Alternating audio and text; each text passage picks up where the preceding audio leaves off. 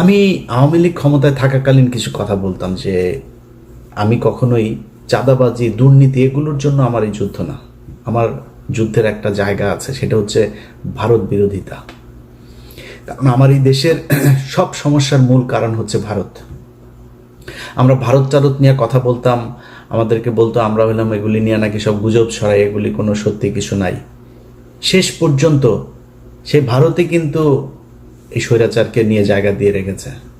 এই ভারতই এখনো পর্যন্ত তাদের জায়গা থেকে দেখেন, 2 দিন আগেও ভারতীয় পররাষ্ট্রমন্ত্রী বলে যে আমাদের খুব কি বলে, কি দৃষ্টি, সূক্ষ্ম দৃষ্টি না কি যেন এক দৃষ্টি রাখছেন তিনি।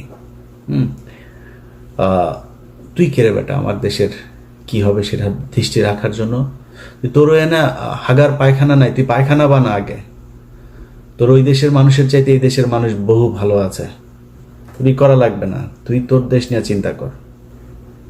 এটা বলেছে এই ইন্ডিয়া বলেছে। তার মানে আমরা যা বলতাম এই দেশের মূল সমস্যা ভারত, তারাই সমস্যা।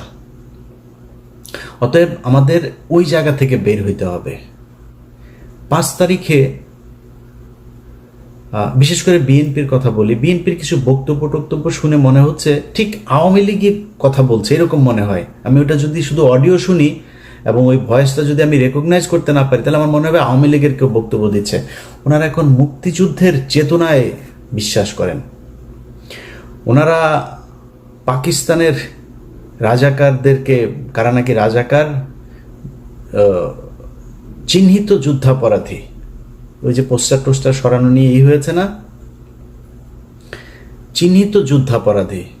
শেখ হাসিনার বিচারে যদি নাকি কেউ চিহ্নিত যুদ্ধাপরাধী কেউ মেনে নেয়, তাহলে এতিমের টাকা আত্মসাতেরটা তো মেনে নিতে হবে।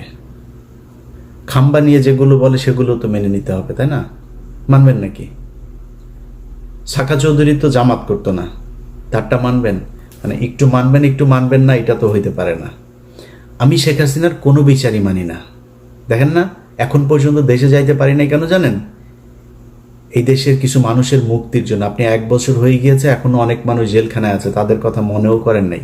কেউ কোথাও বলেনও নাই, বলেনও না, বলবেনও না।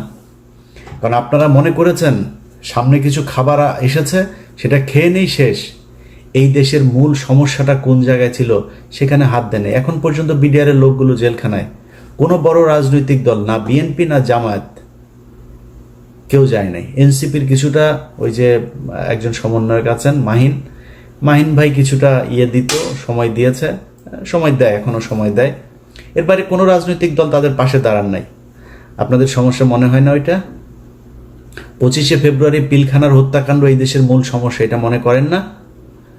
যদি মনে না করেন, এটার জন্য আপনাদেরকে একদিন মূল্য দিতে হবে, চড়া মূল্য দিতে হবে। এবং এবার যদি আবারও আপনাদেরকে মূল্য দিতে হয়, সেইখান থেকে বের হয়ে আসতে পারবেন কিনা এটার কোনো গ্যারান্টি নাই।